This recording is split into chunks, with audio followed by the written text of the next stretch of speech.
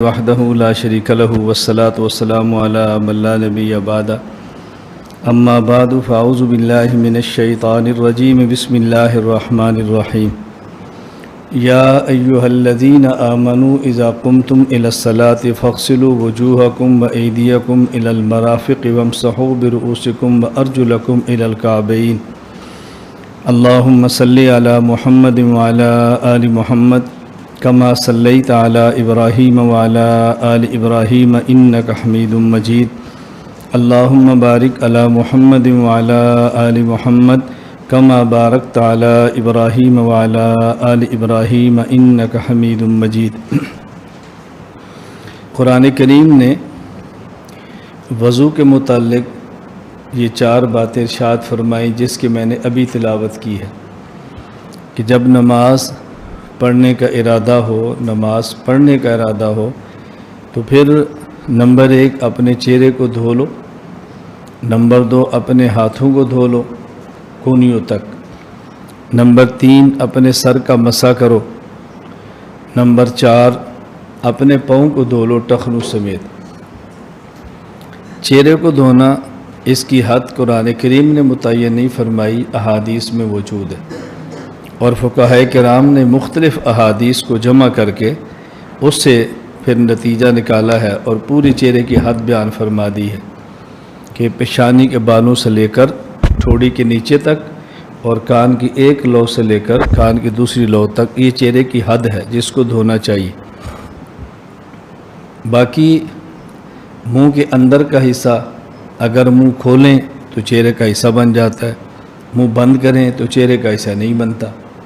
اس کو علماء کی زبان میں کہتے ہیں کہ منہ کے اندر کا حصہ من وجہ چہرے کا حصہ ہے اور من وجہ چہرے سے خارج ہے، یعنی منہ کو کھول لیں اب ایسے ہوگا جیسے باہر سے نظر اندر سے نظر چہرے کا حصہ ہے، منہ کو بند کر لیں اب نظر نہیں آ رہا تو گویا چہرے کا حصہ نہیں ہے، چونکہ وجہ مواجہت ہے، مواجہہ کا معنی تو ہے آمنے سامنے، تو منہ بند ہو تو پھر آمنے سامنے کوئی چیز بھی نہیں، منہ کھلا ہو تو منہ کا اندر بھی سامنے آ جاتا ہے۔ اس لیے جب وضو کیا جائے تو منہ کے اندر کے حصے کو دھونا فرض نہیں ہے، لیکن جب غسل جنابت کیا جائے تو منہ کے اندر کے حصے کو دھونا بھی فرض ہوتا ہے، احتیاط کا تقاضا ہے کہ اس کو دھو لیا جائے۔ نمبر 2 اپنے ہاتھوں کو دھونا۔ اب ہاتھوں کو دھونا ہے کونیوں سمیت، کونیوں کو کوئی حصہ خشک رہ گیا تو نماز نہیں ہوگی۔ نمبر 3 اپنے سر کا مسح کرنا۔ اب سر کا مسح جو کرنا اس کا جو مسنون طریقہ ہے کہ اپنے ہاتھوں کو گیلا کر لیں، یہ 3 انگلیاں یہاں لگائیں اور یوں لے جائیں، اور پھر یہ جو درمیان میں تھیلی ہے اس کو یوں لائیں اور آگے لے آئیں، اور بعد میں یہ جو ہماری انگلی اور چھوٹا یہ انگوٹھا اور چھوٹی انگشت شہادت ہے اس کو اندر لگا لیں اور انگوٹھا باہر لگا لیں۔ یہ مسح تو عام ہے، لیکن ہمارے مسح اس سے بھی ثابت ہے کہ جب مسح کریں تو اپنی ہاتھ کی جو پشت کی جانب ہے اس سے گردن کا مسح کر لیں۔ غیر مقلدین اس کا شدید رد کرتے ہیں اور قائل نہیں ہوتے، کہتے ہیں کسی حدیث سے ثابت نہیں ہے۔ یہ بات کہنا حدیث سے ثابت نہیں اصل میں جہالت کی علامت ہے اور حدیث کا معنی معلوم نہ ہونے کی دلیل ہے۔ حدیث کا معنی صرف یہ نہیں ہے کہ جو بات رسول اللہ صلی اللہ علیہ وسلم فرمائیں، جو کام اللہ کے نبی فرمائیں، اللہ کے نبی کے سامنے کوئی بندہ کام کرے اور بات کرے اور آپ خاموش ہو جائیں، صرف اسی کا نام حدیث نہیں ہے۔ فرمانے کا نام قول ہے، کرنے کا نام فعل ہے، اور سامنے کوئی بندہ بات کرے یا کام کرے اور خاموشی اس کا نام تقریر ہے۔ جس طرح رسول اللہ صلی اللہ علیہ وسلم کا قول اور فعل اور تقریر یہ حدیث ہے، اسی طرح صحابی کا قول اور فعل اور تقریر بھی حدیث ہے، اسی طرح تابعی کا قول فعل اور تقریر یہ بھی حدیث ہے۔ تو حدیث کی تعریف میں 9 چیزیں شامل ہیں، صرف 3 چیزیں نہیں ہیں۔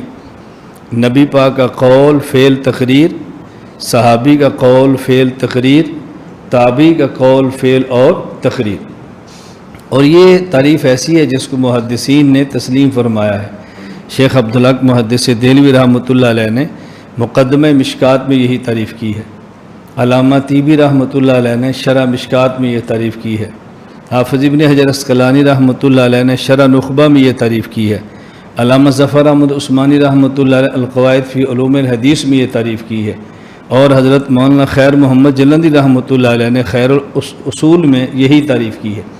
اور پھر محدثین کی جو کتب بھری پڑی ہیں، خود آپ صحیح بخاری دیکھ لیں، صحیح مسلم دیکھ لیں، ترمذی دیکھ لیں، اس میں صرف نبی پاک صلی اللہ علیہ وسلم کے اقوال، افعال اور تقاریر نہیں ہیں، بلکہ صحابہ اور تابعین کے بھی ہیں۔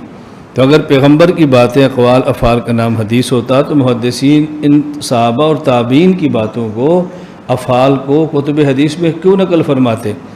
اس لیے یہ جہالت کی بنیاد بات ہے کہ کسی حدیث سے ثابت نہیں ہے۔ حضرت عمر بن خطاب رضی اللہ تعالیٰ عنہ اور دیگر صحابہ کرام سے ثابت ہے کہ وہ گردن کا مسح بھی فرماتے تھے۔ صحابی کے فعل کو آپ بدعت نہیں کہہ سکتے۔ اللہ کے پیغمبر نے دنیا سے جاتے وقت امت کو صحابہ کے حوالے کیا ہے۔ بہرحال یہ مسح کرنا سر کا اور ساتھ یہ میں عرض کر رہا تھا ثابت ہے، اور اسی طرح گردن کا مسح کرنا احادیث سے ثابت ہے۔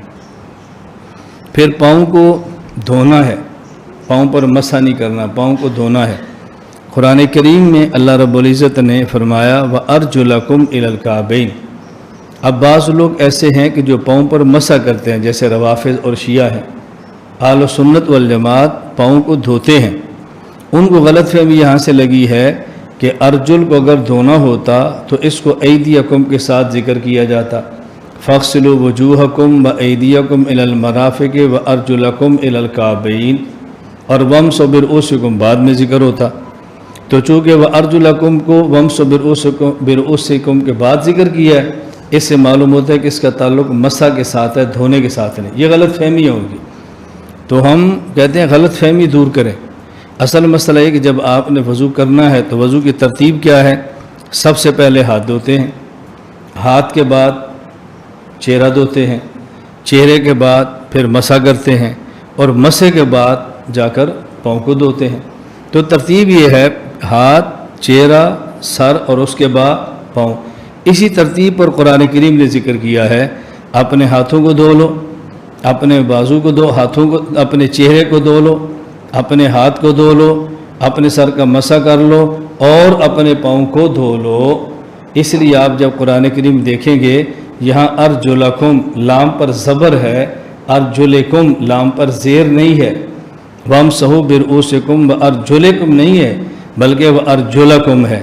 اور قرآن کریم کی آیت پر غور کرے، فاغسلوا وجوہکم ہا پر زبر ہے، وایدیکم یا پر زبر ہے، وارجلکم یہاں لام پر زبر ہے۔ تو اس سے معلوم ہوتا ہے سب کا تعلق فاغسلوا کے ساتھ ہے، تو پاؤں کو دھویا جاتا ہے، پاؤں پر مسح نہیں کیا جاتا۔ ہاں البتہ اگر پاؤں پر چمڑے کا موزہ پہنا ہو، ایسا موزہ کہ جس نے ٹخنے کو ڈھانپ لیا ہو، یعنی جتنا حصہ پاؤں کا وضو میں دھونا ضروری ہے، پاؤں کا اتنا حصہ چمڑے کے موزے نے ڈھانپا ہو، تو پھر اس موزے پر آپ مسح کر سکتے ہیں۔ اور یہ موزے پر مسح کرنا ایسے ہی ہوگا کہ جیسے آپ نے پاؤں کو دھو لیا ہے۔ اگر موزہ چمڑے کا چھوٹا ہے، ٹخنے سے نیچے ہے، پوری جگہ کو کور نہیں کرتا، تو پھر پاؤں کو دھونا ضروری ہے۔ لیکن اگر موزے کا چمڑا اتنا ہے کہ پاؤں کے جتنے حصے کو دھونا فرض ہے، اتنے حصے کو وہ کور کر رہا ہے، اب اس موزے پر اگر مسح کر لیں تو مسح کرنے سے یہ حکم ادا ہو جائے گا۔ قرآن کریم میں پاؤں کو دھو لیں کس صورت میں؟ اگر موزہ نہ ہو، اور اگر موزہ پہنا ہو تو پھر آپ اس پاؤں کے اوپر مسح کر لیں۔ مسح کا طریقہ یہ کہ مثلا یہ پاؤں ہے، اپنے ہاتھ کو گیلا کریں اور انگلیوں کو یہ مسح کے پاؤں کی پشت کی جانب انگلیوں سے پنڈلی کی طرف یوں ہاتھ کھینچ لیں، اور یہ مسح ہو جائے گا، اتنا کافی ہے۔ اور موزے پر ہم جو مسح کرتے ہیں اس کی وجہ احادیث ہے، اور احادیث میں ایک قسم ہے خبر متواتر، ایک ہے خبر مشہور، ایک ہے خبر واحد۔ یہاں قرآن کریم کے حکم پاؤں کو دھونا، اس کو چھوڑ کر جو ہم موزے پر مسح لیتے ہیں، اس کے لیے ضروری ہے کہ حدیث خبر واحد بھی نہ ہو کہ جس کو نقل کرنے والا کو ایک راوی ہو، ایسا بھی نہ ہو، خبر مشہور بھی نہ ہو کہ اس کو نقل کرنے والے کم راوی ہوں، 2-3، بلکہ خبر متواتر ہو۔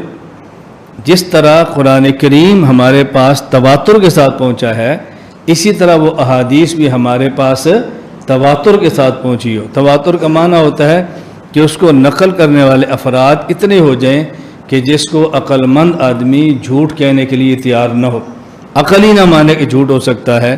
تو جس طرح تواتر سے قرآن کریم ثابت ہے، اسی طرح تواتر سے موزے پر مسح کرنے والی احادیث بھی ثابت ہے۔ اس لیے چمڑے کا موزہ نہ پہنا ہو تو پاؤں کو دھو لیں، اور چمڑے کا موزہ پہنا ہو تو پاؤں پر مسح کر لیں۔ یہ مسح کرنا ضروری نہیں ہے، یہ مسح کرنا جائز ہے۔ یہ نہ سمجھے کہ ہم نے اگر پاؤں کے اوپر چمڑے کا موزہ پہنا ہے تو مسح کرنا فرض ہے، اس موزے کو اتار کر پاؤں کو دھو نہیں سکتے۔ آپ موزے کو اتار کر پاؤں کو دھونا چاہیں تو بھی ٹھیک ہے، اور اگر نہ دھونا چاہیں، اس کے اوپر مسح کرنا چاہیں تو بھی ٹھیک ہے۔ ایک مرتبہ وضو کیا، اس کے بعد موزہ پہن لیا۔ اب جس وقت وضو کی ضرورت ہوگی، یعنی وضو ٹوٹ جائے گا، اس وقت آپ اس موزے پر مسح کریں گے۔ وضو ٹوٹنے کے بعد جب دوبارہ وضو کرنا ہے تو اس پر مسح کریں۔ اب جب آپ نے مسح کیا تو موزے پر مسح کرنے کی مدت اب شروع ہوگی، اس سے پہلے نہیں۔ اگر مسافر ہیں تو 3 دن اور 3 رات تک مسح کر سکتے ہیں، اور اگر مسافر نہیں مقیم ہیں تو پھر 1 دن اور 1 رات تک مسح کر سکتے ہیں۔ تو حالت سفر میں 3 دن اور 3 رات تک، اور حالت اقامت میں 1 دن اور 1 رات۔ اور یہ 3 دن اور 3 رات کب شروع ہوں گے؟ جب وضو ٹوٹے گا، تب سے نہیں، اس وقت سے نہیں۔ مثلا آپ نے فجر کی نماز پڑھی ہے اور وضو کر لیا ہے، موزے پہن لے ہیں، اشراق کیا ہے، وضو ٹوٹ گیا ہے، وقت نہیں شروع ہوگا۔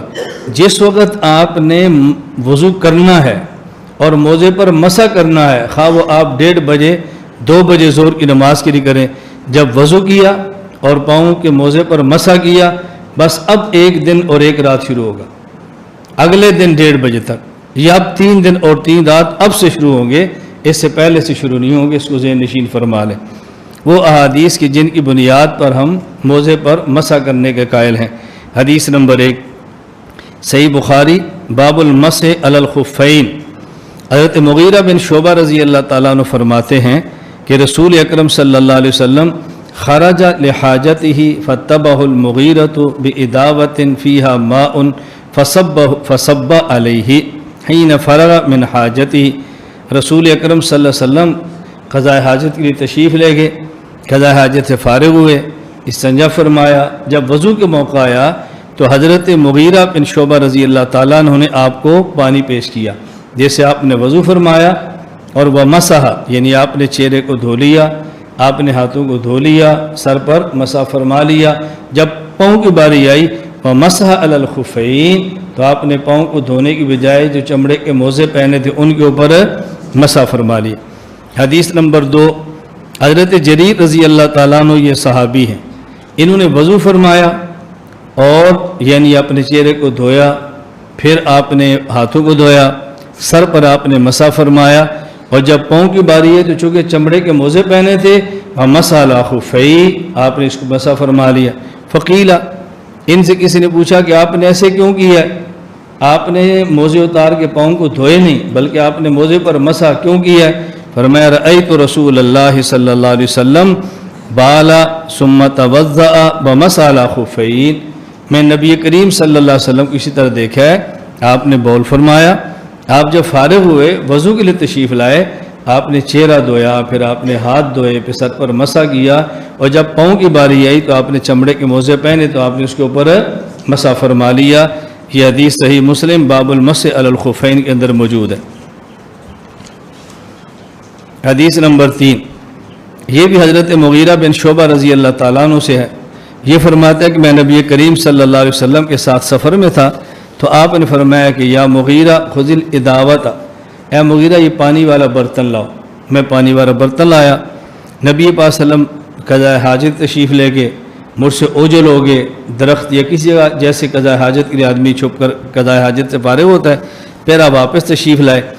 آپ کے پاس ایک جبہ تھا، شامی ملک شام کا جبہ تھا، وہ جبہ ایسا کہ ذرا تنگ تھا، آپ نے ایسے اوپر کی آستین سے تو نہیں ہوئی، پھر آپ نے اپنا بازو اندر سے باہر نکالا، اور اس کے بعد آپ نے اپنے چہرے کو دھویا، اپنے ہاتھوں کو دھویا، پھر آپ نے سر پر مسح کیا، اور نبی کریم صلی اللہ علیہ وسلم نے ثم مسح علی خفین، آپ نے چمڑے کے موزے پر مسح فرمایا۔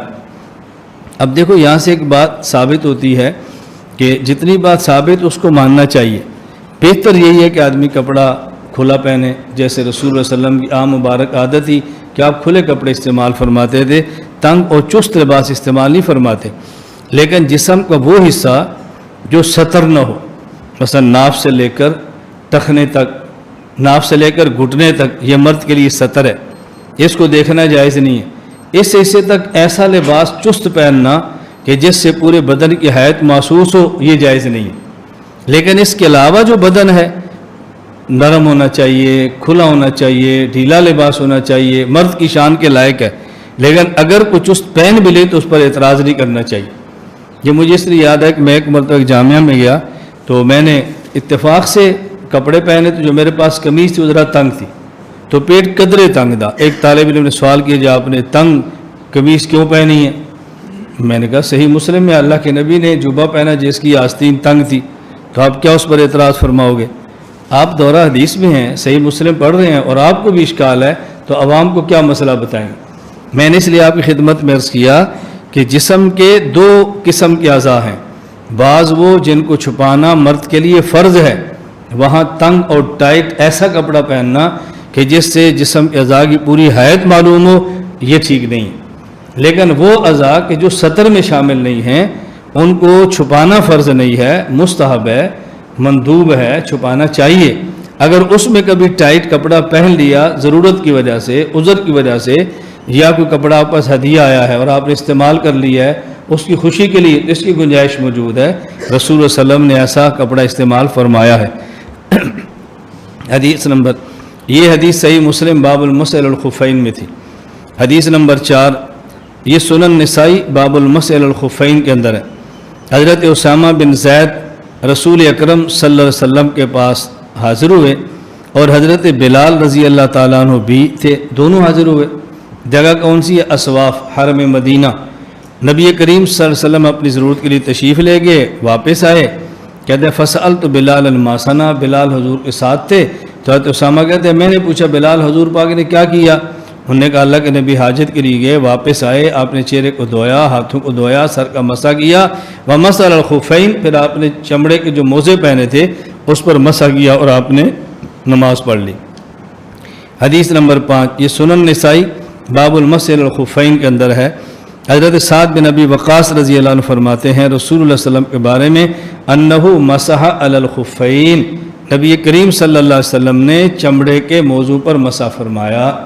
تو ہم نے 5 احادیث پیش کی ہیں، اس کا معنی یہ نہیں کہ احادیث اور نہیں، احادیث اور بھی ہیں، لیکن بطور ثبوت کی صرف 5 احادیث پیش کی ہیں کہ نبی کریم صلی اللہ علیہ وسلم چمڑے کے موضع پر مسح فرمایا کرتے تھے۔ قرآن کریم نے کہا پاؤں کو دھو لو، احادیث سے ثابت ہوا کہ چمڑے کا موزہ پہنا تو مسح کرنا جائز ہے، چونکہ اللہ کے نبی نے فرمایا ہے۔ اب یہ احادیث کس درجے کی ہیں؟ آئمہ چمڑے کے موزے پر مسح کے قائل کیوں ہوئے ہیں؟ حضرت حسن بصری رحمۃ اللہ علیہ جن کی وفات 110 ہجری میں ہے اور تابعی ہیں، فرماتے ہیں حدثنی 70 من اصحاب رسول اللہ صلی اللہ علیہ وسلم انہو کان یمسح علی الخفین۔ التلخیص الحبیر کے اندر ابن حجر نے نقل فرمایا ہے، فرماتے ہیں 70 صحابہ کرام سے، 70 صحابہ کرام نے مجھے بتایا، میں نے 70 صحابہ سے یہ بات تو نہیں ہے کہ رسول اللہ صلی اللہ علیہ وسلم موزے کے چمڑے کے موزے پر مسح فرمایا کرتے تھے۔ حضرت امام اعظم ابو حنیفہ نعمان بن ثابت رحمۃ اللہ علیہ جن کی وفات 150 ہجری میں ہے اور تابعی میں ہیں، تابعی ہیں، ابن نجیم نے البحر الرائق میں نقل کیا ہے، فرماتے ہیں ما قلت بالمسح حتی جاءنی فیہ مثل ضوء النہار، میں چمڑے کے موزے پر مسح کرنے کا اس وقت قائل ہوا ہوں جب میرے پاس روز روشن کی طرح دلائل ہے، یعنی اتنے دلائل آئے کہ مجھے ایسی یقین ہوا جیسے چڑھے ہوئے سورج پر یقین ہوتا ہے، اس کے بعد میں اس بات کا قائل ہوا۔ نمبر 3، حافظ ابن حجر اسقلانی رحمۃ اللہ علیہ جن کی وفات سن 852 ہجری میں ہے، فتح الباری میں تحریر فرماتے ہیں وقد صرح جمع من الحفاظ بأن المسح على الخفين متواتر وجمع بعضهم رواته فجاز 80 ومنهم العشرة، کہتے ہیں محدثین نے اس بات کی تصریح فرمائی ہے کہ چمڑے کے موزے پر مسح کرنے کی روایات یہ متواتر ہیں، اور ان میں عشرہ مبشرہ 10 صحابہ وہ بھی ہیں کہ جن کے نام لے کر رسول اللہ صلی اللہ علیہ وسلم نے جنت کی بشارت دی ہے۔ ابو بکر فی الجنہ، عمر فی الجنہ، عثمان فی الجنہ، علی فی الجنہ، 10 صحابہ، سعد فی الجنہ، سعید فی الجنہ، طلحہ فی الجنہ، الزبیر فی الجنہ، سعد فی الجنہ، سعید ابو عبیدہ فی الجنہ، عبد الرحمن فی الجنہ۔ اللہ کے نبی نام لے کر بشارت فرما رہے ہیں کہ اس قدر سعادت ہے کہ 10 کا نام لے کر فرمایا کہ یہ بھی جنت میں، یہ بھی جنت میں، یہ بھی جنت۔ اللہ تعالی ہم کو اس کی قدر کرنے کی توفیق عطا فرمائے کہ اللہ تعالی ہمیں ان کے محبین اور ماننے والوں میں شامل فرماتے ہیں۔ اللہ تعالی ہمارا حشر قیامت کے دن انہی کے ساتھ فرمائے۔ اب یہ بات اچھی طرح ذہن نشین فرما لیں کہ آج کے دور میں مسئلہ چل رہا ہے جراب پر مسح کرنے کا۔ یہ جو ہمارے یہاں اونی جرابیں ہیں اور سوتی جرابیں ہیں اور اس کے علاوہ اور جرابیں چل رہی ہیں، کیا ان جرابوں پر مسح کرنا جائز ہے یا ان جرابوں پر مسح کرنا جائز نہیں؟ یہ جو جرابیں ہمارے یہاں آج کل چل رہی ہیں، ان جرابوں پر مسح کرنا ہرگز جائز نہیں۔ اگر کسی شخص نے ان جرابوں پر مسح کیا اور امام بن کے نماز پڑھائی، اس کی اپنی نماز بھی نہیں ہوگی، اور جن لوگوں نے اس کے پیچھے نماز پڑھی ہے ان کی نماز بھی نہیں ہوگی۔ اگر جراب پر مسح کرنے والے امام کے پیچھے کبھی غلطی سے نماز پڑھ لی ہے تو اس نماز کو لوٹانا ضروری ہے، وہ نماز نمازی کے ذمے ہے۔ اس غلطی کے اندر کبھی بھی آپ اس غلطی کا شکار نہ ہوں اور اس غلطی کے اندر کبھی مبتلا نہ ہوں۔ یہ مسئلہ خود سمجھیں اور دوسرے حضرات کو سمجھائیں۔ جو حضرات جرابوں پر مسح کرتے ہیں وہ یہ سمجھتے ہیں کہ ان کے پاس دلائل ہیں، ہم اس لیے مسح کرتے ہیں، اور عوام اس دھوکے کے اندر آ جاتی ہے کہ ان کے پاس یہ حدیث ہے، ان کے پاس بھی تو دلیل ہے، تمہارے پاس دلائل ہیں، ان کے پاس بھی تو ہیں، جبکہ جراب پر مسح کرنے کی کوئی صحیح حدیث موجود نہیں جس کی بنیاد پہ حدیث پر عمل کیا جا سکے۔ یہ چند دلائل پیش کرتے ہیں، وہ ذرا سن لیں اور اس کے جواب بھی ذہن میں رکھیں۔ نمبر 1، جامع ترمذی باب المسح علی الجوربین والنعلین، حضرت مغیرہ بن شعبہ رضی اللہ عنہ فرماتے ہیں توضأ النبی صلی اللہ علیہ وسلم ومسح علی الجوربین والنعلین، نبی کریم صلی اللہ علیہ وسلم وضو فرمایا اور آپ نے جرابوں پر اور جوتوں پر مسح فرمایا۔ کہتے ہیں دیکھو اس حدیث سے معلوم ہوتا ہے کہ جراب پر مسح کرنا جائز ہے، حدیث ہے۔ اور پھر کہا جی امام ترمذی فرماتے ہیں حسن صحیح، یہ حدیث حسن بھی ہے اور صحیح بھی ہے۔ تو دیکھو امام ترمذی فرما رہے ہیں۔ اب یہاں پر 2 چیزیں ہیں، نمبر 1 اس حدیث کی حیثیت کیا ہے، نمبر 2 امام ترمذی کا جو جملہ ہے کہ حسن اور صحیح حدیث ہے اس کی حیثیت کیا ہے۔ جہاں تک تعلق ہے حدیث کا تو اس کے بارے میں یہ ذہن نشین فرما لیں، امام ابو بکر البیہقی رحمہ اللہ تعالی جن کی وفات ہے 458 ہجری میں، وہ فرماتے ہیں ذاک حدیث منکر، یہ حدیث منکر ہے، حسن اور صحیح نہیں ہے، منکر ہے۔ اور اس حدیث کو محدثین نے ضعیف کہا، کنہوں نے؟ ضعفہ سفیان الثوری وعبد الرحمن بن مہدی واحمد بن حنبل ویحیی بن معین وعلی بن المدینی ومسلم بن الحجاج۔ اب انہوں نے ان محدثین کا نام لیا، نمبر 1 سفیان ثوری، نمبر 2 عبد الرحمن بن مہدی، نمبر 3 احمد بن حنبل، نمبر 4 یحییٰ بن معین، نمبر 5 علی بن مدینی، نمبر 6 مسلم بن حجاج۔ ان حضرات اس حدیث کو ضعیف قرار دیا ہے، تو حضرت امام ابو بکر بیہقی اس حدیث کو ضعیف فرما رہے ہیں۔ نمبر 2 حضرت امام نووی رحمۃ اللہ علیہ جو صحیح مسلم کے شارح ہیں، فرماتے ہیں انہ ضعیف ضعفہ الحفاظ، یہ حدیث ضعیف ہے، جو حدیث کے حفاظ ہیں انہوں نے اس کو ضعیف قرار دیا ہے۔ آگے پھر امام بیہقی کا حوالہ دیا ہے، وقد ضعفہ البیہقی، امام بیہقی نے بھی ضعیف کہا ہے۔ پھر جن محدثین کا نام امام بیہقی نے لیا، ان محدثین کا نام انہوں نے بھی لیا اور حدیث پاک کو ضعیف فرمایا۔ غیر مقلد عالم عبد الرحمن مبارک پوری، ان نے ترمذی کی شرح لکھی ہے تحفۃ الاحفظی، اس میں لکھتے ہیں وضعفہ کثیر من ائمۃ الحدیث، بہت سے محدثین اور ائمہ حدیث نے اس حدیث کو ضعیف قرار دیا ہے۔ اب جہاں تک تعلق اس حدیث کا تو محدثین اس کو ضعیف قرار دے رہے ہیں اور ہمیشہ غیر مقلد شور کرتے ہیں، فلاں حدیث ضعیف ہے ہم عمل نہیں کرتے، فلاں ضعیف ہے ہم عمل نہیں کرتے، اور جب اپنی باری آئی اب ضعیف حدیث پر عمل کرنا شروع کر دیا۔ نمبر 2، یہ حدیث اس کے بارے میں سنن ابی داؤد میں امام ابو داؤد رحمۃ اللہ علیہ جن کی وفات سن 275 ہجری میں، وہ فرماتے ہیں وَكَانَ عبد الرحمن بن مہدی لا يحدث بهذا الحدیث، عبد الرحمن بن مہدی بہت بڑے محدث تھے، اس حدیث کو ضعیف کہتے ہیں اور اس حدیث کو وہ نقل بھی نہیں کرتے تھے۔ نقل نہ کرنے کی وجہ وہ فرماتے مغیرہ بن شعبہ رضی اللہ تعالیٰ عنہ سے جتنی احادیث معروف اور مشہور ہیں اس میں جراب پر مسح کرنے کا لفظ نہیں ہے، بلکہ اس میں خفین موزے پر مسح کرنے کا ذکر ہے۔ لأن المعروف عن المغیرہ ان النبی صلی اللہ علیہ وسلم مسح علی الخفین۔ اچھا، اسی طرح حضرت امام نسائی رحمۃ اللہ علیہ عجیب جواب دیتے ہیں۔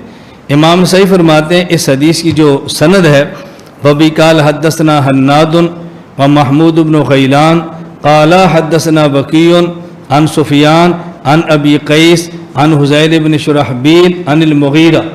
حضرت مغیرہ کے شاگرد ہیں حذیل، ان کے شاگرد ہیں ابو قیس کے شاگرد ہیں سفیان، اور حضرت سفیان کے ایک استاذ ابو قیس ہے۔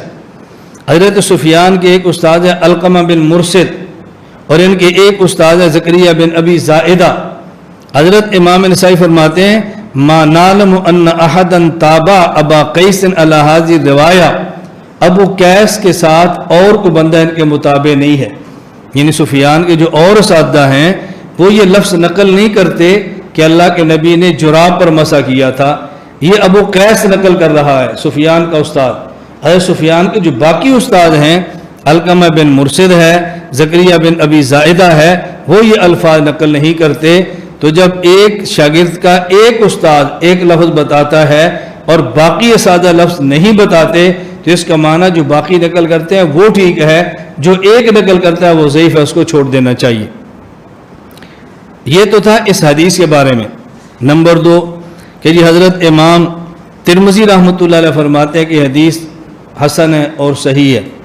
اب بات یہ ہے کہ ایک طرف حضرت امام ترمذی ہیں رحمۃ اللہ علیہ اور ایک طرف دوسرے بڑے بڑے محدثین ہیں، تو آپ کن کی رائے کو لوگے، امام ترمذی کی یا دیگر محدثین کی؟ اب آپ دیکھیں حضرت امام ترمذی رحمۃ اللہ علیہ نے اس کو حسن اور صحیح کہہ دیا، اور امام ابو بکر بیہقی جن محدثین کا نام لیتے ہیں ذرا یہ دیکھنا وہ بات کے ہیں یا امام ترمذی کی بات کے ہیں۔ حضرت امام ترمذی رحمۃ اللہ علیہ کی وفات ہو رہی ہے سن 279 70 اور 9 سن 279 ہجری میں، اور ضعیف کہنے والے کون ہیں؟ سفیان ثوری، ان کی وفات ہے 161 ہجری میں۔ امام ترمذی سے بھی کی وفات سے 109 سال پہلے دنیا سے جا رہے ہیں۔ امام عبد الرحمن بن مہدی، ان کی وفات ہے 198 ہجری۔ امام یحییٰ بن معین، ان کی وفات ہے، اب یہ جو ان سے پہلے ہیں، اور جو امام یحییٰ بن معین 233 ہجری اور امام ترمذی 279 ہجری پہلے گئے ہیں، وہ بھی کہہ رہے ہیں ضعیف ہے، اور ان کے بعد آنے والے علی بن مدینی 458 وہ بھی کہہ رہے ہیں ضعیف ہے، اور اس پر تبصرہ امام نووی رحمۃ بہت عجیب ہے۔ امام نووی رحمۃ اللہ فرماتے ہیں ہؤلاء اعلام ائمۃ الحدیث، یہ بڑے بڑے محدثین جو حدیث کے امام ہیں، وَإِنْ كَانَ التِّرْمِذِيُّ قَالَ حَدِيثٌ حَسَنٌ، اگرچہ امام ترمذی اس حدیث کو حسن فرما رہے ہیں لیکن یہ بڑے بڑے محدثین فَهَؤُلَاءِ مُقَدَّمُونَ عَلَيْهِ بَلْ كُلُّ وَاحِدٍ مِنْ هَؤُلَاءِ لَوْ انْفَرَدَ قُدِّمَ عَلَى التِّرْمِذِيِّ بِاتِّفَاقِ أَهْلِ الْمَعْرِفَةِ، یہ تو سارے امام ترمذی سے بڑے ہیں اور یہ متفق ہیں، یہ بڑے بڑے محدثین فرما رہے ہیں کہ حضرت امام ترمذی یہ حدیث ضعیف ہے، امام ترمذی کہہ رہا حسن ہے، اور یہ اتنے بڑے محدثین ہیں، اہل معرفت کا اتفاق ہے، اگر ان میں سے کوئی ایک بھی کہہ دیتا ضعیف ہے تو اس کی رائے کو بھی امام ترمذی کی رائے پر ترجیح دی جاتی، اور یہ تو ایک نہیں کہہ رہا بلکہ 6 کہہ رہے ہیں، اور امام ابو بکر بیہقی کو ملا رہو تو 7 کہہ رہے ہیں، تو اتنے بڑے آدمی تھے، ایک بھی کہہ دیتا تو امام ترمذی پر ترجیح دیتے، اور جہاں یہ 6-7 اکٹھے ہو جائیں تو ان کی بات کے امام ترمذی پر ترجیح کیوں نہیں دیں گے؟ اور پھر عجیب بات یہ ہے، یہ رائے صرف امام نووی کے نہیں ہے جو حضرت امام شافعی کے مقلد ہیں، خود عبد الرحمن مبارک پوری جو غیر مقلد عالم ہے، جامع ترمذی کی شرح تحفۃ الاحوذی میں فرماتے ہیں فحکمہم عندی واللہ تعالی عالم مقدم علی حکم الترمذی بینہ حسن صحیح۔ یہ جو امام ترمذی فرماتے ہیں نا یہ حدیث حسن اور صحیح ہے، میرے ہاں ان محدثین کی رائے حضرت امام ترمذی کی رائے سے مقدم اور بہتر اور بلند ہے۔ تو حدیث بیان کی وہ بھی صحیح، امام ترمذی حسن فرماتے ہیں تو باقی محدثین اس کے خلاف بات فرما رہے ہیں، پھر بھی ماننے کے لیے تیار نہیں۔ اچھا، اور عجیب بات یہ ہے کہ حضرت امام ترمذی رحمۃ اللہ علیہ نے جب اس کو ضعیف حسن اور صحیح کا، اب امام ترمذی کا حوالہ دیا جا رہا ہے، اور پہلے مسئلہ گزر چکا ہے کہ جب ہم قربانی کے مسئلے پر یہ بات کہتے ہیں کہ امام ترمذی رحمۃ اللہ علیہ اونٹ میں 7 آدمی شریک ہوں، اس حدیث کے بارے میں کہتے ہیں معمول ہے، اور 7 شریک کو تو کہتے ہیں متروک ہے، وہاں امام ترمذی رحمۃ اللہ علیہ کی رائے قبول کرنے کے لیے تیار نہیں ہے۔ تو بھائی میں یہ بات اس لیے کہتا ہوں کہ جب آپ کی اس طبقہ سے گفتگو ہو جائے نا، اور یہ اللہ اور اللہ کے رسول صلی اللہ علیہ وسلم کے بعد کسی بندے کو پیش کریں تو آپ ان سے پوچھ لیا کریں کہ آپ اس بندے کی یہ ایک بات مانیں گے یا اس بندے کی ساری باتیں مانیں گے؟ جس طرح آپ اللہ کے نبی کے بارے میں کہتے ہیں کہ ساری باتیں مانیں گے، تو اس بندے کی ایک مانیں گے یا ساری مانیں گے؟ اگر ساری مانیں گے تو ہم پیش کر دیتے ہیں۔ اگر آپ امام ابو حنیفہ کے بارے میں امام بخاری کو ان کے مقابلے میں پیش کرتے ہیں تو بخاری کی ساری باتیں مانیں گے یا 1-2 مانیں گے؟ ساری مانیں گے تو ہم پیش کرتے ہیں جو آپ کے خلاف ہے، اور اگر 1-2 ماننی ہے تو پھر امام بخاری کو پیش کرنے کی ضرورت کیا ہے؟ ہم تو امام ابو حنیفہ رحمۃ اللہ علیہ کے مقلد ہیں، اور حضرت امام ابو حنیفہ کی ہر بات مانتے ہیں، جس پر فتویٰ ہو تو اس کو مان لیتے ہیں، اور اگر وہ خود یہ قول مرجوح کو چھوڑ دے تو امام صاحب کا مسئلہ ہے، لیکن ہم تو اپنے امام کی ساری باتوں کو تسلیم کرتے ہیں۔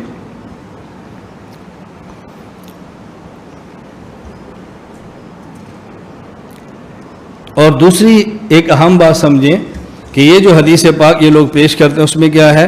توضأ النبی ومسح علی الجوربین والنعلین۔ اس حدیث میں صرف جراب پر مسح کرنے کا ذکر نہیں ہے، بلکہ اس حدیث پر جوتے پر مسح کرنے کا بھی ذکر ہے۔ تو اگر کسی بندے نے جراب نہ پہنی ہو، جیسے ہم نے چھوٹے چھوٹے جوتے پہنے ہوتے ہیں، ہوائی چپل ہے وہ بھی جوتا ہے، سلیپر ہے وہ بھی جوتا ہے، اس کے اوپر مسح کر لے، کہا جی جائز نہیں ہے۔ کیوں جائز نہیں ہے؟ کہتے ہیں نالین سے مراد وہ نہیں جو آج کے دور میں ہے، نالین سے مراد وہ خاص ہے۔ تو پھر ہم کہتے ہیں جوربین سے مراد وہ نہیں جو آج ہیں، یہ بھی خاص جرابیں ہوگی نا۔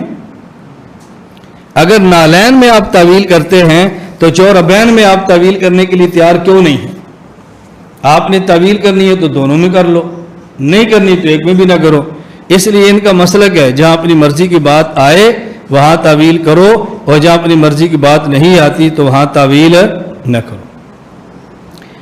دلیل نمبر 2، حضرت ابو موسیٰ اشعری رضی اللہ تعالیٰ عنہ فرماتے ہیں ان رسول اللہ صلی اللہ علیہ وسلم توضأ ومسح علی الجوربین والنعلین، سن ابی داؤد باب المسح علی الجوربین، کہ رسول اکرم صلی اللہ علیہ وسلم نے وضو فرمایا اور جب پاؤں کی باری آئی تو جرابیں پہنی تو اس پر مسح فرمایا، والنعلین اور جوتوں پر مسح فرمایا۔ دیکھیں یہ حدیث جنہوں نے پیش کی ہے نا، نمبر 1 خود امام ابو داؤد فرماتے ہیں لیس بالمتصل ولا بالقوی، اس حدیث کی سند اللہ کے نبی تک نہیں پہنچتی، متصل بھی نہیں ہے اور یہ حدیث مضبوط بھی نہیں ہے۔ تو امام ابو داؤد کی آپ حدیث لے رہے ہیں تو جو امام ابو داؤد حدیث کے بارے میں فیصلہ فرما رہے ہیں، اور فیصلے کو آپ قبول کرنے کے لیے تیار کیوں نہیں ہیں؟ نمبر 2 علامہ ذیلی رحمۃ اللہ علیہ فرماتے ہیں لیس بالمتصل ولا بالقوی، امام ابو داؤد کی وفات ہے 275 ہجری میں، امام ذیلی کی وفات ہے 762 ہجری میں، نسب و رایہ میں تحریر فرماتے ہیں۔ نمبر 3 عبد الرحمن مبارک پوری غیر مقلد عالم، ان کی وفات ہے 1353 ہجری میں، کہتے ہیں لیس بالمتصل ولا بالقوی، یہ حدیث ٹھیک نہیں ہے۔ نمبر 2 اس حدیث کے اندر ایک راوی ہے عیسیٰ بن سنان، ان کے بارے محدثین کی آراء سن لیں۔ امام اسرم فرماتے ہیں قلت لابی عبداللہ، ابو سنان عیسیٰ بن سنان یہ کیسے ہیں؟ فضعفہ، فرمایا ضعیف۔ ابو زرع اور یعقوب بن سفیان کہتے ہیں لین الحدیث، یہ حدیث کے معاملے بہت نرم آدمی تھا۔ حضرت امام یعقوب ابن شیبہ فرماتے ہیں امام ابن معین نے فرمایا قال جماعت من عن ابن معین ضعیف الحدیث، یہ حدیث کے معاملے میں کمزور تھا، ضعیف الحدیث تھا۔ قال ابو حاتم مرہ، ابو حاتم نے فرمایا لیس بقوی فی الحدیث، یہ حدیث کے معاملے بہت کمزور تھا۔ امام نسائی فرماتے ہیں ضعیف، یہ ضعیف تھا۔ امام کنانی ابو حازم سے نقل کرتے ہیں یکتب حدیث ولا یحتج بہ، حدیث لکھ لیں لیکن اس کی حدیثوں کو بطور دلیل کے پیش نہ کریں۔ اور خود غیر مقلد عالم عبد الرحمن مبارک پوری اس حدیث کے بارے میں فرماتے ہیں قلت ولضعف ھذا الحدیث علۃ ثالثہ، اس حدیث کے ضعیف ہونے کی تیسری وجہ یہ ہے وہی ان عیسی بن سنان مخلط، یہ عیسیٰ بن سنان ایسا تھا جو حدیثوں کا آپس میں گڑبڑ کر دیتا تھا، ملا دیتا تھا، مخلط تھا۔ اور دوسرا جواب میں نے پہلے بتایا، جو پہلی حدیث کا تھا وہی اس کا جواب ہے۔ بھئی اس حدیث میں صرف جوربین کا ذکر نہیں بلکہ نعلین کا ذکر بھی ہے۔ اگر جراب پر مسح کرنے کے قائل ہو تو ہوائی چپل، اسی طرح سلیپر، یہ جو آج کے دن کی کھیڑی جوتیاں ہیں ان پر مسح کے قائل ہو جو کہانی نعلین سے مراد وہ ہیں جو یہ نہیں ہے۔ تو ہم کہتے ہیں اگر جوربین حدیث ٹھیک بھی ہو تو جوربین سے مراد یہ نہیں ہے، جوربین بھی اور ہوگی، آگے آ جائے گا کہ جوربین بھی اگر ہوں تو وہ کون سی ہیں۔ دلیل نمبر 3، حضرت بلال رضی اللہ تعالیٰ عنہ سے روایت ہے کان رسول اللہ صلی اللہ علیہ وسلم یمسح علی الخفین والجوربین، حضرت رسول اللہ صلی اللہ علیہ وسلم موضع پر اور جرابوں پر مسح فرماتے۔ الموجم الکبیر للطبرانی، جواب اس حدیث کا جواب خود غیر مقلد عالم دے رہا ہے اما حدیث بلال فهو ایضا ضعیف، حضرت بلال والی جو حدیث ہے نا یہ بھی ضعیف ہے، یہ تو تمہارے گھر کی گواہی ہے، باہر کی ضرورت بھی نہیں ہے۔ دلیل نمبر 4، اب انہوں نے بعض صحابہ کرام کے بارے میں نقل کیا ہے کہ جس سنن ابی داؤد میں ہے ومسأل الجوربین علی بن ابی طالب وابن مسعود والبراء بن عازب وانس بن مالک وابو امامہ وسہل بن سعد وعمر بن حریث وروی ذلک ابن الخطاب وابن عباس، کہ ان صحابہ سے مروی ہے کہ یہ لوگ جراب پر مسح کر لیا کرتے تھے۔ اب بات اچھی طرح سمجھیں، اس کی تھوڑی سی آپ تفصیل ذہن نشین فرما لیں۔ ہم نے کہا ایک ہے پاؤں کو دھونا، نمبر 2 مسح کرنا، اور مسح بھی کرنا ہے اس موزے کے اوپر جو چمڑے سے بنا ہو۔ نمبر 3 مسح کرنا جراب پر، ہم جراب پر مسح کرنے کے قائل نہیں ہیں، لیکن اگر جراب ایسی ہو کہ نام تو جراب کا ہو لیکن ہو چمڑے کے موزے کی طرح، اس کا حکم چمڑے کے موزے والا ہے۔ اس کو ہم علماء کی زبان میں کیا کہتے ہیں کہ قرآن کریم سے ثابت ہے پاؤں کو دھونا، احادیث سے ثابت ہے مسح کرنا پاؤں پر، لیکن اب بظاہر یہ حدیث قرآن کے خلاف ہے۔ جب قرآن کہہ رہا ہے پاؤں کو دھونا چاہیے، حدیث سے ثابت ہو رہا ہے مسح کرنا چاہیے، تو حدیث قرآن کے خلاف آ گئی بظاہر۔ اب اس حدیث کو ہم کیسے لے سکتے ہیں؟ حدیث پاک، توجہ سے بات سمجھنا، ہم کہتے ہیں حدیث قرآن کی وضاحت تو ہو سکتی ہے، قرآن کی تفصیل تو ہو سکتی ہے، لیکن قرآن کے مخالف نہیں ہو سکتی۔ یہ جو حدیث پاک ہم پیش کرتے ہیں یہ حدیث متواتر، یعنی جس حیثیت سے قرآن کی آیت ثابت ہے اسی حیثیت اسی درجے کے ساتھ یہ حدیث بھی ثابت ہے۔ اب اس حدیث نے وضاحت کر دی کہ پاؤں کو دھونے کا حکم اس وقت ہے جب پاؤں کے اوپر چمڑے کا موزہ نہ ہو، اور اگر پاؤں کے اوپر چمڑے کا موزہ ہو تو پھر اس کو دھونا نہیں بلکہ مسح کر لینا کافی ہے۔ اسے ہم کہتے ہیں کہ یعنی مفسرین کی زبان پہ کہ قرآن کریم پر زائد حکم لگانا، جسے کہتے ہیں زیادت علی القرآن، جائز ہے کہ نہیں حدیث سے؟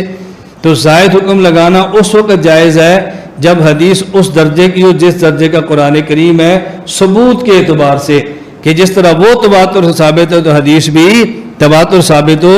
ہم ایک حکم قرآن سے لے لیں گے اور دوسرا حکم پھر حدیث پاک سے لے لیں گے۔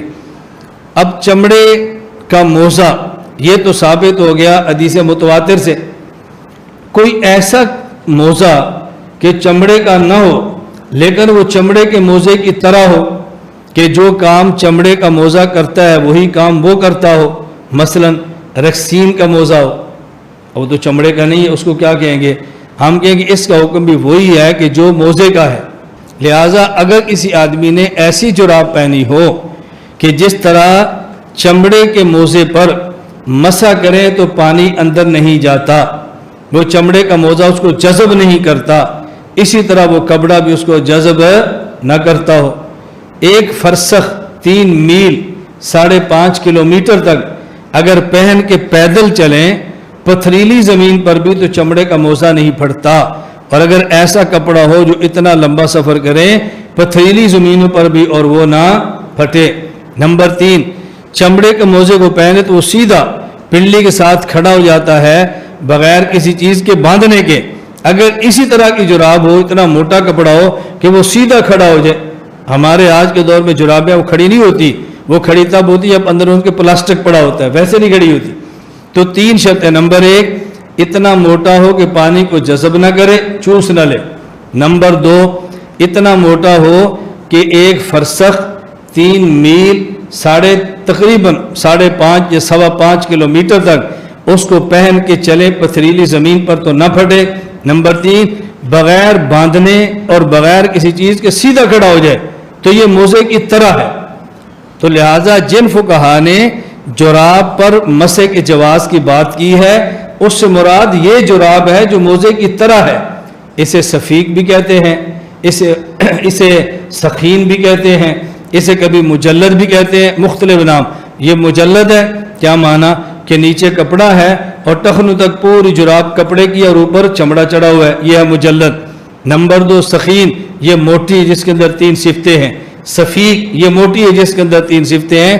اس لیے اگر صحابہ کرام کے بارے میں آئے جراب پر، اس جراب سے مراد وہ ہے جو چمڑے کے موزے کی طرح ہے، یہ وہ جراب نہیں ہے جو آج کے دور میں پہنی جاتی ہے، ورنہ تو حدیث میں نالین جوتے کا ذکر بھی ہے۔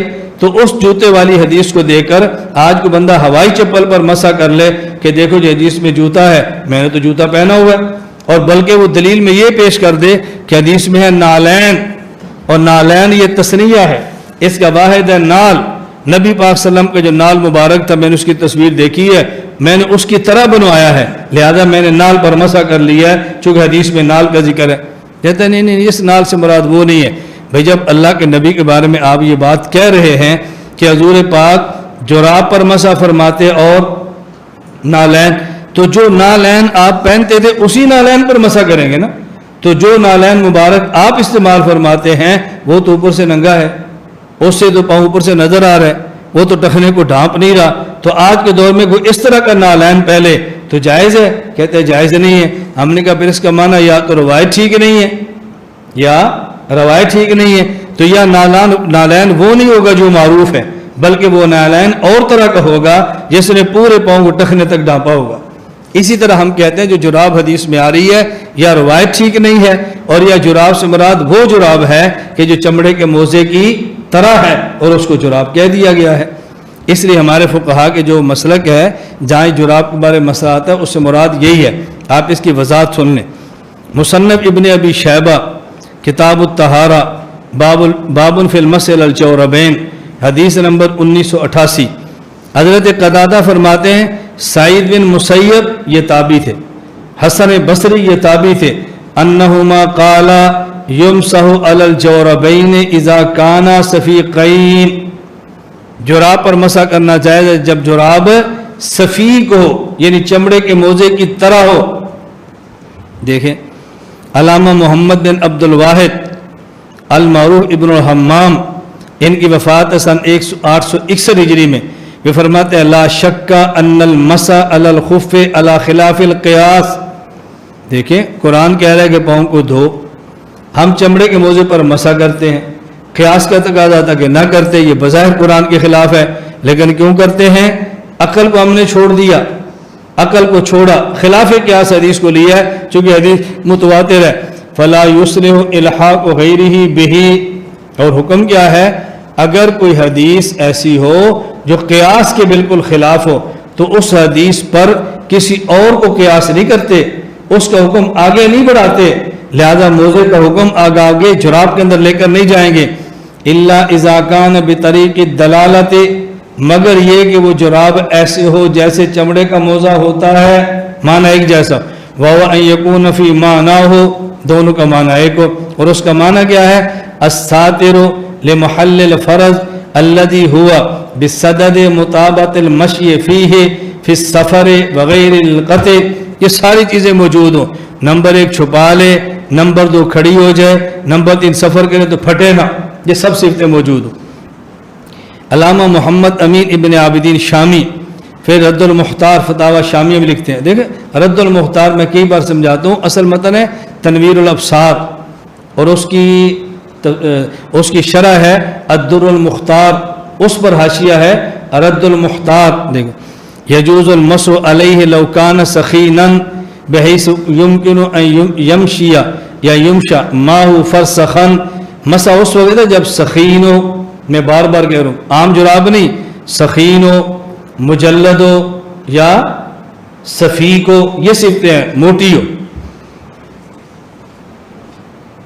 और ख़ुद गैर मुक़ल्लिद आलिम अब्दुर्रहमान मुबारकपुरी फरमाते हैं, फ़ले अजल ज़ालिका इश्तरतु जवाज़ल मसे अलल जौरबैन बितिलकल क़ुयूद लियकूना फ़ी मानल ख़ुफ़्फ़ि व यदख़ुला तहत अहादीसिल ख़ुफ़्फ़ैन। ये जो हम कहते हैं ना जुराब मोटी हो, ये मोज़े की तरह हो, मोज़े के माना में हो, फिर तो ठीक है, वरना आम जुराब पर मसा करना जायज़ नहीं। तो बात अच्छी तरह से नशीन फरमा लें, पाँव को धोना है अगर चमड़े का मोज़ा ना हो। चमड़े का मोज़ा हो तो मसा कर सकते हैं। मुसाफिर हो 3 दिन और 3 रात, मुकीम हो तो 1 दिन 1 रात। और अगर चमड़े का ना हो, कोई मोटी जुराब हो जिसमें 3 शर्तें हों, 5.25 किलोमीटर तक पथरीली ज़मीन पे चलें तो फटे ना। नंबर 2, ऊपर मसा करे तो पानी को वो जज़ब न करे, हर जुराब जज़ब करती है, वो जज़ब न करे, और बग़ैर बांधने की सीधी खड़ी, ये मोज़े की तरह है। बाकी हमारे यहाँ जो आम मामूल की जुराबें चल रही हैं, इन जुराबों पर मसा करना जायज़ नहीं। अगर ऐसी जुराब पहन कर कोई नमाज़ पढ़ाए, उस नमाज को उसके पीछे इमाम ने पढ़ाई, उसके पीछे नमाज़ पढ़ना जायज़ नहीं है, और अगर पढ़ ली है तो उसको लौटाना ज़रूरी है। बाकी ये जो हम कहते हैं कि ऐसी जुराबों पर मसा ठीक नहीं, ये सिर्फ हमारी राय नहीं है, बल्कि आज के दौर में जितने लोग इस पर खप डाल रहे हैं, ख़ुद इनके बड़े, इनके अकाबिर, इनके उलमा भी ये बात फरमाते हैं कि जुराब पर मसा करना जायज़ नहीं। ज़रा हवाले आप देख लें। नंबर 1, गैर मुक़ल्लिद आलिम अब्दुर्रहमान मुबारकपुरी, वल हासिल अन्नहु लैसा फ़ी बाबिल मस अलल जौरबैन हदीसुम मरफ़ूउन सहीहुन खालिन अनिल कलाम हाज़ा मा इंदी वर्राजिहु इंदी। कहते हैं हासिल ये है कि जुराबों पर मसा करने का जो मसला है, इसमें कोई हदीस जो अल्लाह के नबी से हो और सही हो और उस पर कलाम ना हो, कोई ऐसी हदीस मौजूद नहीं है। गैर मुक़ल्लिद आलिम तुहफ़तुल अहफ़ज़ी। नंबर 2, गैर मुक़ल्लिदीन के शेखुल कुल फ़िल कुल मियाँ नज़ीर हुसैन देलवी, फ़तावा नज़ीरिया जिल्द 1 सफ़ा 327, अलमसु अलल जौरबत मज़कूरा, ये जो बारीक ऊनी रेशमी सूती जुराबें हैं, इन पर मसा करना लैसा बजाइज़िन, जायज़ नहीं है। लिअन्नो लम यकुम अला जवाज़िही दलीलुन, क्योंकि इसके जायज़ होने पर कोई दलील मौजूद नहीं है। व कुल्लु मा तमस्सक बिहिल मुजव्विज़ून, और हर वो हदीस जिसकी बुनियाद पर लोग जायज़ कहते हैं, फ़फ़ीहि ख़दशतुन ज़ाहिरा, ये हदीस ख़दशात से खाली नहीं है। मौलाना सनाउल्लाह अमृतसरी, इन्होंने जुराबों पर मसा के जवाज़ का फतवा दिया, तो इनकी रद में गैर मुक़ल्लिद आलमी अबू सईद शरफुद्दीन देहलवी, फ़तावा सनाइया जिल्द 1 सफ़ा 439 तारीर फरमाते हैं, जुराबों पर मसा करने का मसला मारकतुल आरा है। आगे मौलाना ने जो कुछ लिखा है कि मसा जायज़ है, फ़लाँ फ़लाँ से साबित है, फरमाते हैं ये मसलक सही नहीं, इसलिए कि दलील सही नहीं। ये जो लिखा है ये मसलक भी ठीक नहीं है, क्यों? इसकी दलील सही नहीं है। आगे फिर लिखते हैं, फिर ये मसला ना कुरान से साबित, न हदीस मरफू सही से, न इजमा से, न क़ियास सही से, न चंद सहाबा से रज़ी अल्लाह अन्हु, न चंद सहाबा के फ़ेल और उसके दलाइल से, और गस्ल रजलैन, पाँव को धोना नस्स कुरानी से साबित है। लिहाजा खुफ़ चर्मी जिस पर मसा रसूल सल्लम से साबित है कि सिवा जौर पर मसा साबित नहीं हुआ। ये खुफ़ चर्मी का माना चमड़े का मोज़ा। मौलवी अबुल बरकात अहमद फ़तावा बरकाती सफ़ा 18 में लिखते हैं, موضوع پر مسح کرنے والی بہت زیادہ احادیث ہیں، لیکن جرابوں پر مسح کرنے کے متعلق کوئی حدیث صحیح نہیں ہے۔ دستور المتقی میں مولوی محمد یونس صاحب لکھتے ہیں جرابوں پر مسح درست ہے جبکہ وہ خف بنی ہوئی چمڑے کی ہو، معمولی اور پتلی جرابوں پر مسح کرنا ناجائز ہے۔ مسح جراب کی اکثر حدیثیں ضعیف ہیں۔ یہ مسئلہ اس لیے عرض کر دیا گیا کہ آگے سردی آ رہی ہے، اپنی نماز خراب نہ کریں، پاؤں کو دھویا کریں، چمڑے کا موزہ ہو تو پہن لیا کریں، نہ ہو تو ان جرابوں پر مسح نہ کریں، اور اگر کوئی جرابوں پر مسح کر کے امام نماز پڑھائے اس کے پیچھے نماز نہ پڑھیں، اگر نماز پڑھی ہے تو اس کو لوٹا لیں۔ اللہ تعالیٰ سنت کے مطابق ہمیں اپنی زندگی